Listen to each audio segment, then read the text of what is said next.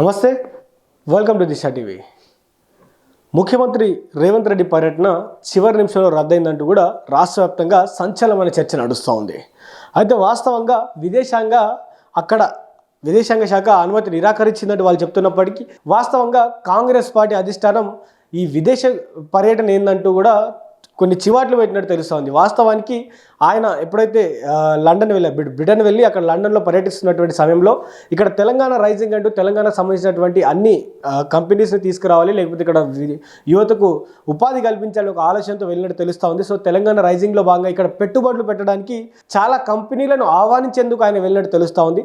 So వెళ్ళినటువంటి తరుణంలో విదేశాంగకు సంబంధించినటువంటి ఆ శాఖకు మన తెలంగాణ రాష్ట్రం నుంచి వీళ్ళు లెటర్ రాయడం జరిగింది పర్మిషన్ కోసం. సో పర్మిషన్ కోసం రాసినప్పుడు ఓన్లీ ఏదైతే బ్రిటన్ దేశం వరకు తిరగడానికి మాత్రమే పర్మిషన్ ఇచ్చినట్టు, అక్కడ అమెరికాకి వెళ్ళడానికి పర్మిషన్ ఇంకా రానట్టు కూడా తెలిసినప్పటి తరుణంలో ఆయన ప్రయాణం మొదలుపెట్టారు. సో మొదలుపెట్టినటువంటి తరుణంలో వాస్తవానికి ఆయన ఇప్పుడు అమెరికాకి వెళ్ళాల్సినటువంటి అవసరం అయితే ఉంది, కానీ ఇప్పటికిప్పుడు అక్కడ విదేశంగా ఆయన యొక్క అనుమతి నిరాకరించినటువంటి పరిస్థితి కనిపిస్తుంది. సో అనుమతి నిరాకరించిన తర్వాత యథావిధిగా 23వ తారీఖున అంటే ఆదివారం రోజున ఆయన లండన్ నుంచి తిరిగి హైదరాబాద్కి రానున్నారు. సో రాష్ట్రంలో అయితే రాజకీయ మంటలు చెలరేగుతా ఉన్నాయి. ఎందుకంటే అక్కడ రేవుడు ప్రకాష్ రెడ్డి, కొండా సురేఖ కూతురు అయినటువంటి కొండా సుష్మితా పటేల్ మధ్యలో మొదలైనటువంటి గొడవ ఇప్పుడు కొండా సురేఖను బర్తరఫ్ చేయాలంటూ కూడా కాంగ్రెస్ పార్టీ లీడర్లు అందరూ, నిన్న మహిళా నాయకురాలందరూ కూడా ప్రెస్ మీట్ పెడితే ఈరోజు కాంగ్రెస్ పార్టీ సిఎల్పి నేతలందరూ కూడా పెద్ద ఎత్తున ప్రెస్ మీట్ పెట్టినటువంటి పరిస్థితి. సో కాంగ్రెస్ పార్టీలో రాజకీయంలో అటు చిన్నారెడ్డికి సంబంధించినటువంటి అంశం మీద మేఘారెడ్డి ఏఐసిసి దగ్గరికి వెళ్ళినటువంటి పరిస్థితి. ఏఐసిసి దగ్గరికి తన అనుచరులతో వెళ్ళి చిన్నారెడ్డిని అక్కడ సస్పెండ్ చేయాలని వాళ్ళు కోరుతా ఉన్నారు. సో ఇంతకుముందే అక్కడ జక్కిడి ప్రభాకర్ రెడ్డిని సస్పెండ్ చేసినటువంటి పరిస్థితి ఉంది. సో ఇంత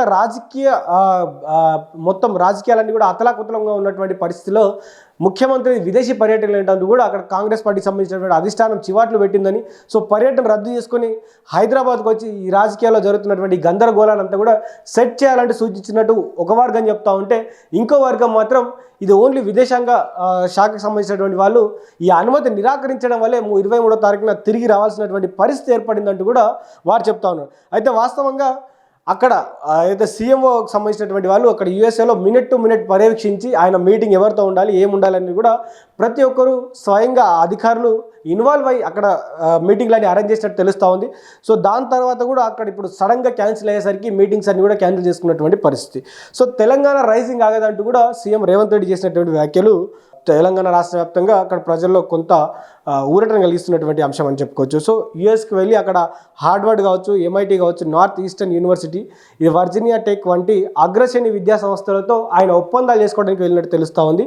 సో వాళ్ళని మన తెలంగాణ రాష్ట్రంతో భాగ్యస్వాములు చేసి ఇక్కడ విద్యా వ్యవస్థ సంబంధించినటువంటి అంశంలో పెద్ద ఎత్తున కొన్ని ఛాలెంజెస్ తీసుకొని ఆయన విద్యా వ్యవస్థను బాగుపరచడానికి ఒక ఆలోచనతో ఉన్నట్టు తెలుస్తూ ఉంది.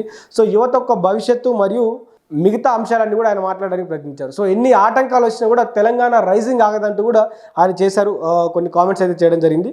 సో ప్రస్తుతానికి అక్కడ ఉన్నటువంటి గ్లోబల్ కార్పొరేషన్లు కావచ్చు, మిగతా అంశాల మీద కావచ్చు, మిగతా కంపెనీలన్నింటినీ కూడా ఇక్కడ తెలంగాణ రైజింగ్ 2.0 గ్లోబల్ సమ్మిట్ రాబోతా ఉంది ఈ డిసెంబర్లో. సో దానికి సంబంధించి అందరూ పెట్టుబడులకు రావాలి, సో తెలంగాణలో పెట్టుబడులు పెట్టాలంటూ కూడా ఆయన అందరినీ కలిసి, అదేవిధంగా ఈ విద్యాశాఖకు సంబంధించినటువంటి ఈ విద్యకు సంబంధించినటువంటి అంశంలో మిగతా యూనివర్సిటీలు, మిగతా స్కూల్స్ ఏ విధంగా ఉన్నాయి, సో ఇవన్నీ సందర్శించి ఆయన టీం మొత్తం ఒక నిర్ణయానికి రావాలనుకున్నటువంటి తరుణంలో విదేశాంగ శాఖ అక్కడ అనుమతి నిరాకరించిందని వాళ్ళు అంటూ ఉన్నారు. కానీ ప్రతిపక్షం వాళ్ళు, అదేవిధంగా మిగతా వాళ్ళందరూ కూడా రాహుల్ గాంధీ, సోనియా గాంధీ, వీళ్ళ బృందం, ఖర్గే బృందం అంతా కలిసి ముఖ్యమంత్రి రేవంత్ రెడ్డికి హుటాహుటిన మీరు తెలంగాణ రాష్ట్రానికి వెళ్ళాలి, సో రాష్ట్రంలో రాజకీయ పరిస్థితులన్నీ కూడా ఆగమయ్యేటువంటి పరిస్థితి. ఎందుకంటే రాజగోపాల్ రెడ్డి, చిన్నారెడ్డి, అక్కడ జక్కిడి ప్రభాకర్ రెడ్డి, ఇప్పుడు కొండా సురేఖ దంపతులు, వీళ్ళ కూతురు అంతా కలిపి కూడా సో తెలంగాణ రాష్ట్రంలో కాంగ్రెస్లో వీళ్ళే కొట్టుకుంటారు, వీళ్ళే గొడవలు పెట్టుకుంటా ఉన్నారు. కాబట్టి మిగతా వాళ్లకు రాజకీయంగా స్వలాభపడేటువంటి అవకాశం ఉంది. కాబట్టి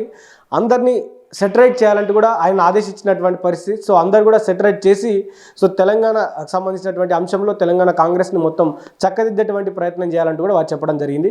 సో ఈ పర్యటనను మళ్ళీ ఇంకోసారి వాయిదా వేసుకున్నట్టు తెలుస్తూ ఉంది. సో ఈ పర్యటన మళ్ళీ యూఎస్కి సంబంధించినటువంటి పర్యటన మరికొన్ని రోజులు ఉండబోతా ఉంది. సో ముఖ్యమంత్రి రేవంత్ రెడ్డి గారు దాదాపు 23వ తారీఖున హైదరాబాద్కి చేరుకొని ఉన్నారు. సో లండన్ నుంచి డైరెక్ట్గా హైదరాబాద్కి రానున్నారు.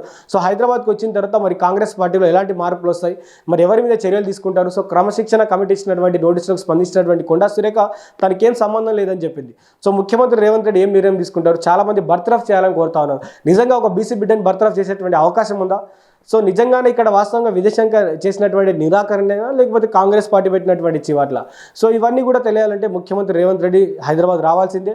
సో ఆయన మీడియా ముఖంగా మాట్లాడాల్సిందే. మాట్లాడిన తర్వాత కాంగ్రెస్ పార్టీలో జరుగుతున్నటువంటి క్రమశిక్షణ చర్యలపై ఆయన ఏ విధంగా చర్యలు తీసుకుంటారు, సో ఎలా ఈ పార్టీలో ఉన్నటువంటి లోపల అంతర్గతంగా జరుగుతున్నటువంటి గొడవలన్నీ కూడా బహిర్గతం చేస్తున్నటువంటి నాయకులపైన ఎలాంటి చర్యలు తీసుకుంటారు, ఏం మాట్లాడతారు, సో రానటువంటి రోజుల్లో ఎంతవరకు ఈ పార్టీలో ఉన్నటువంటి గొడవలన్నిటి కూడా సద్దుమణుగుతారనేది వేచి చూద్దాం.